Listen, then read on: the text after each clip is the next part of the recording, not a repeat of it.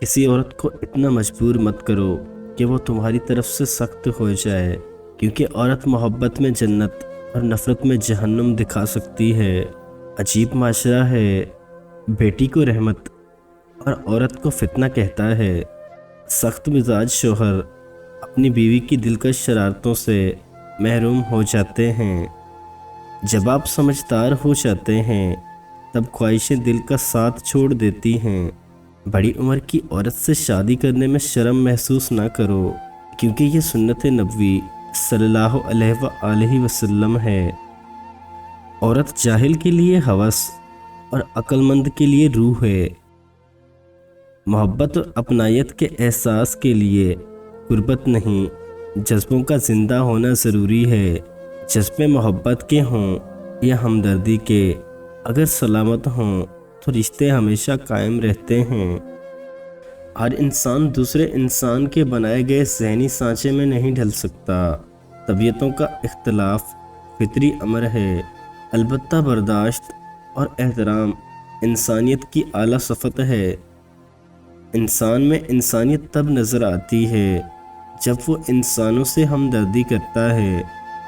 لوگ سمجھتے ہیں کسی دوسری جگہ جا کر وہ خوش رہیں گے، حقیقت میں ایسا نہیں ہوتا، کیونکہ وہ جہاں بھی جائیں گے خود کو ساتھ لے کر جائیں گے۔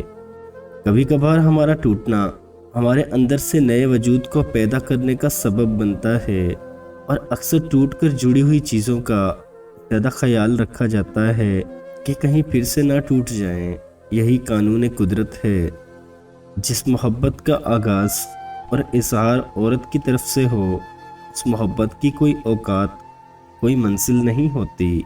مرد سچی محبت صرف دو عورتوں سے کرتا ہے، ایک اس سے جس نے اسے جنا، ماں، دوسرا اس سے جس کو وہ جنم دیتا ہے، بیٹی۔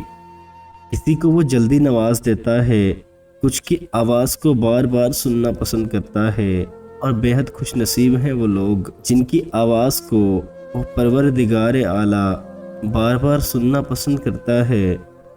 جو مرد ہر وقت لڑائی جھگڑا کرتا ہے اسے توجہ کی ضرورت ہوتی ہے۔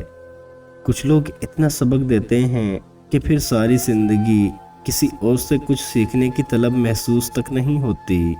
فائدہ وہ منحوس لفظ ہے جو انسان سے ان کی زندگیوں کا سارا حسن چھین لیتا ہے۔